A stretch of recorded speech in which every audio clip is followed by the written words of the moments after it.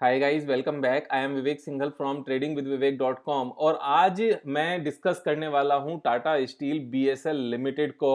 और Tata steel BSL limited actual में अभी टाटा ग्रुप का पार्ट है। पहले ये भूषण स्टील लिमिटेड होती थी और भूषण स्टील लिमिटेड बेसिकली पहले इसके ऊपर इतना ज़्यादा लोन हो गया था कि इसको टाटा स्टील ने फाइनली टेक ओवर किया और टेक ओवर करने के बाद में हाँ, पता नहीं किसी को कुछ फ़ायदा हुआ हो या नहीं हुआ हो, लेकिन हमें तो मोटा फ़ायदा होने वाला है। मैं एक डिस्क्लेमर पहले ही आपको दे दूँ, मैंने ये स्टॉक ऑलरेडी परचेज़ किया हुआ है, करीब 5-6 दिन पहले परचेज़ किया था और लेकिन तब से यहाँ तक अभी तक ऑलरेडी 10-12% बढ़ गया है, लेकिन मुझे लगा कि मुझे सबके साथ इस स्टोरी को शेयर करना चाहिए।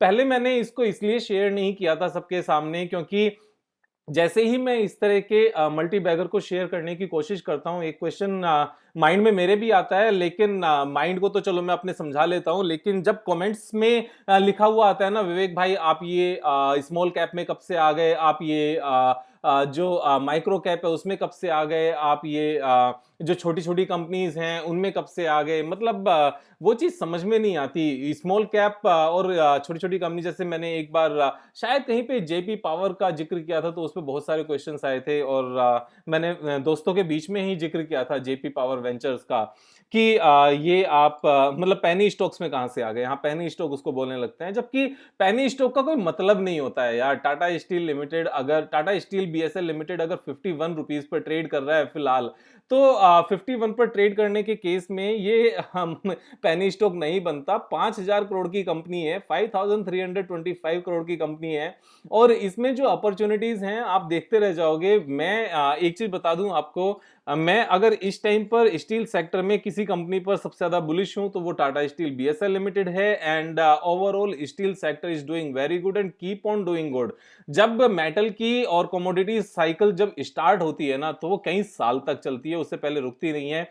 मैं यहाँ पर इस कंपनी को फिर भी डिस्कस कर रहा हूं। अगर यहाँ पर नंबर्स देखें तो ROCE 2.61 है, किसी को समझ नहीं आएगा, मेरे व्यूअर्स को भी समझ में नहीं आएगा।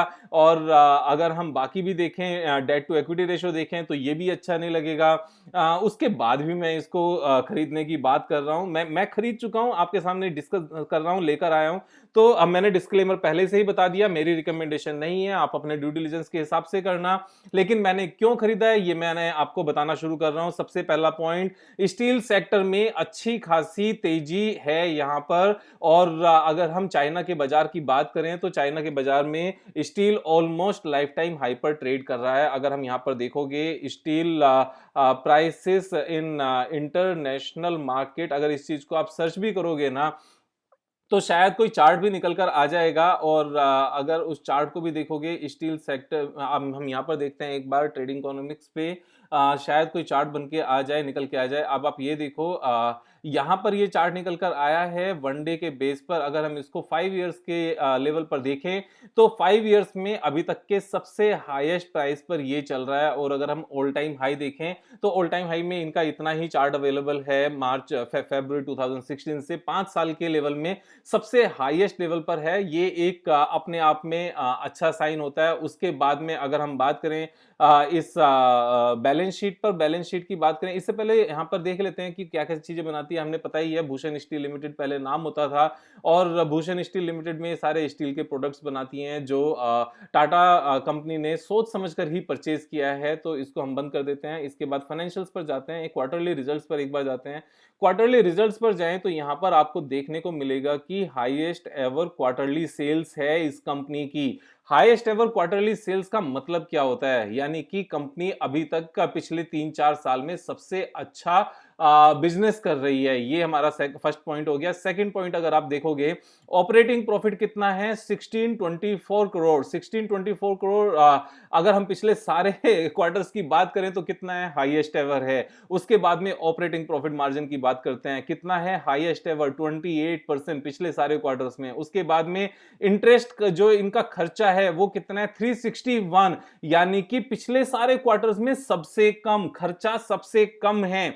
आप ये देखोगे 1323 करोड़ का एक क्वार्टर का इनका इंटरेस्ट जाता था जून 2018 में, जो अब सिर्फ और सिर्फ 361 करोड़ का जाता है। ये एक अच्छा पॉइंट है। उसके बाद में डेप्रिसिएशन वो सेम है, क्योंकि जो इनकी प्रोडक्शन कैपेसिटी है उसमें ना तो कोई इंक्रीमेंट हुआ है, ना तो उसको बढ़ाया गया है, ना उसको कम किया गया है, रिडक्शन भी नहीं हुई है। तो यहां पर हाईएस्ट एवर सेल्स है और हाईएस्ट एवर ऑपरेटिंग प्रॉफिट है, highest ever operating profit margin है, और उसके बाद में सबसे कम इनका इंटरेस्ट का खर्चा है। उसका रिजल्ट क्या है? उसका रिजल्ट है कि जो प्रॉफिट बिफोर टैक्स है 913 है। टैक्स इसलिए नहीं लगा क्योंकि पहले जो पुराने माइनस के इनके लॉसेस हैं उनसे सेट ऑफ हुआ होगा, वो बेनिफिट मिला होगा, तो इनका नेट प्रॉफिट 913 करोड़ है एक क्वार्टर का। अब अगर 4 क्वार्टर ऐसे चले जाते हैं तो कितना प्रॉफिट निकल के आता है? 4 क्वार्टर्स अगर सेम निकल जाएंगे, अगर मैं इंक्रीमेंट नहीं भी मान रहा हूं नेक्स्ट आने वाले क्वार्टर्स में, सेम भी अगर मानकर चलें तो 3600 करोड़ का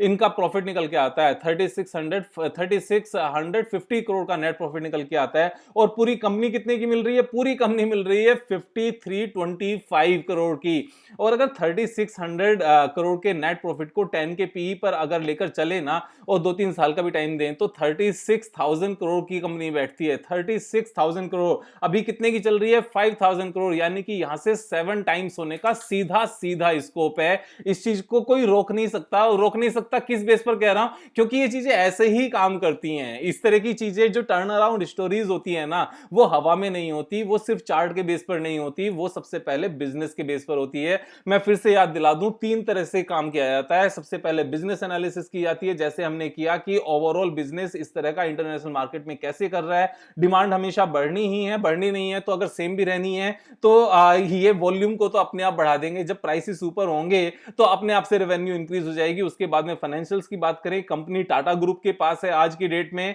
और जहां तक लोन की बात है ना, लोन कम होता जा रहा है। कैसे पता चलता है लोन कम होता जा रहा है? सब कुछ भी मत देखो, आप सिर्फ इंटरेस्ट की फिगर देख लो कि लेटेस्ट क्वार्टर में जो इंटरेस्ट की फिगर है वो सबसे कम है या नहीं है। सबसे कम है तो यानी कि अपने बिजनेस फेवर में है और फाइनेंशियल्स फेवर में है। उसके बाद में हाईएस्ट एवर, और उसका रिजल्ट क्या निकल रहा है कि 10 के पीई के हिसाब से ये कंपनी 36,000 करोड़ की बैठती है। और 10 का पीई जो हम कैलकुलेट कर रहे हैं ना, जो हम 36,000 कैलकुलेट कर रहे हैं, वो सिर्फ और सिर्फ करंट क्वार्टर के बेस पर कर रहे हैं। कुछ नहीं पता कि आने वाले 2 साल के बाद यहां से, या 1 साल के बाद ये प्रॉफिट यहां पर 900 करोड़ के बदले शायद 2000 करोड़ का हो जाए, तो फिर कहानी डिफरेंट हो जाएगी। फिर ये 15 गुना भी हो सकता है। उसके बाद में अगर पीएनएल स्टेटमेंट की बात करें तो पीएनएल स्टेटमेंट में भी आप देखोगे कि यहां पर रेवेन्यू पेंडेमिक की जो मार थी वो छोड़ देते हैं। यहां पर अगर टीटीएम ट्रेलिंग 12 मंथ्स का अगर हम देखें तो पिछले सारे क्वार्टर्स को देख लें, सिर्फ इस मार्च 19 को छोड़कर, तो हाईएस्ट एवर है। उसके बाद में अगर ऑपरेटिंग प्रॉफिट की बात करो तो हाईएस्ट एवर है। उसके बाद में अगर हम प्रॉफिट मार्जिन की बात करें तो इससे पहले अच्छे प्रॉफिट मार्जिन तब थे जब ये मार्केट में बुल रन चल रहा था कमोडिटी प्राइसेस में। अभी वापस से बुल रन स्टार्ट होता हुआ नजर आ रहा है। इंटरेस्ट मींस सबसे कम हो गया है इनका, 5400 6300 तक का इंटरेस्ट गया था। चीजें ठीक हो गई है। नेट प्रॉफिट में कंपनी ईयरली एनुअल बेसिस पर आ गई है, और ये एनुअल बेसिस पर जैसे ही ये वाला क्वार्टर निकलेगा, नया क्वार्टर ऐड होगा और अच्छी हो जाएगी। और जून क्वार्टर ये माइनस वाला निकलेगा, आगे वाला ऐड हो जाएगा और अच्छी हो जाएगी। तो ये फिगर तो अपने आप से अच्छी होनी ही है। और जहां तक यहां पर इंटरेस्ट की बात है, बैलेंस की बात है, आप यहां पर सिचुएशन देखो, माइनस के 26,000 करोड़ थे रिजर्व में आज की डेट, और अपना जो बोरोइंग था 49,000 करोड़। सिचुएशन देखो कितनी पैथेटिक थी। आज की डेट में क्या है? आज की डेट में 17,000 मींस 17,959, 18,000 अपने हैं एंड 15,000 का सिर्फ और सिर्फ लोन रह गया है, और वो भी एवरी क्वार्टर ये रीपे करते जा रहे हैं। सिचुएशन यहां पर अच्छी ही होती जा रही है। कैश फ्लो की बात करें तो ये एक अच्छा पॉइंट था कि मार्च 14 से लेकर अभी तक एक भी साल ऐसा नहीं गया जब इनके पास पॉजिटिव कैश फ्लो ना हो। This is a very positive sign. और शेयर होल्डिंग पैटर्न की अगर हम बात करते हैं तो शेयर होल्डिंग पैटर्न में 72% हिस्सेदारी किसके पास है?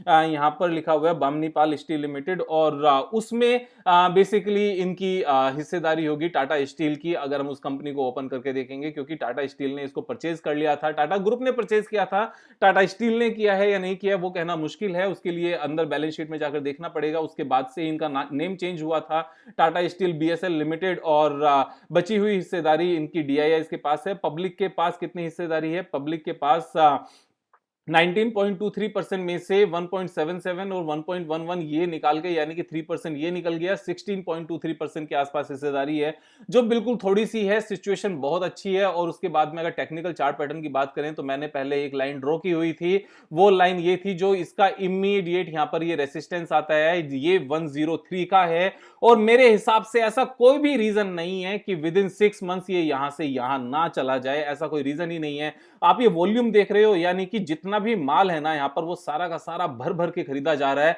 और वैसे मैं बता दूं, मैं ये 103 पर बिल्कुल नहीं निकालने वाला अपनी होल्डिंग को। ये मैं सिर्फ और सिर्फ इसलिए बताया कि यहां तक तो बहुत स्पीड से जाएगा। मेरा जो इसमें एक्चुअल टारगेट है, जिस तरह की सिचुएशन है, जिस तरह की मार्केट है, वो इसका लाइफ टाइम हाई का ही है। और लाइफ टाइम हाई तक जाने में इसको कितना टाइम लगेगा कहना थोड़ा सा मुश्किल है, लेकिन अगर हम लाइफ टाइम हाई की बात करें तो लाइफ टाइम हाई इसका आता है 534 का।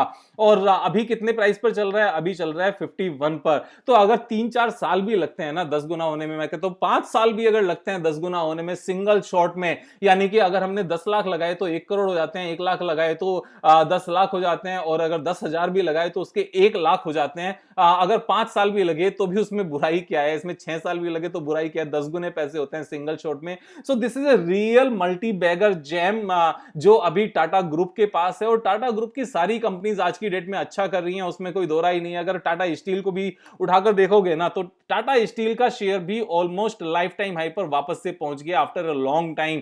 तो जब टाटा स्टील इतना अच्छा कर रहा है, और अगर हम जेएसडब्ल्यू स्टील की बात करें तो जेएसडब्ल्यू स्टील का चार्ट देख लेते हैं, वो लाइफ टाइम हाई पर ट्रेड कर रहा है। उससे अलग अगर हम स्टील अथॉरिटी ऑफ इंडिया की बात करें, वैसे सरकारी कंपनी है, लेकिन वो भी नीचे से काफी ऊपर आ गई, 21 से 80 के आसपास आ गई। यहां पर भी मैं बता दूं, यहां पर भी सेम अपॉर्चुनिटी है जो बाकी स्टॉक्स में है। ये 79 से 252 तक आराम से जा सकता है। यहां पर इंटरनेशनल मार्केट में रैली है, और जब इंटरनेशनल मार्केट में रैली रहती है किसी चीज में, खासतौर से कमोडिटीज में, तो वो लाइफ टाइम हाई से पहले दम तोड़ते नहीं है, वो लाइफ टाइम हाई तक जाते ही हैं। इससे अलग अगर हम देखें तो steel, Jindal steel and powers limited, वो भी एक कंपनी है, उसका भी एक बार शेयर प्राइस देखते हैं हम कि वो किस प्राइस पर चल रहा है। वो भी लाइफ टाइम हाई के आसपास कब पहुंचेगा, यहां से डबल की गुंजाइश तो उसमें भी है, और वहां पर भी लगातार रैली है। तो ये बची हुई अपॉर्चुनिटीज हैं, जो मार्केट लीडिंग कंपनीज होती हैं वो पहले से लीड करती हैं, पहले से लाइफ टाइम हाई पर जाती हैं, उसके बाद में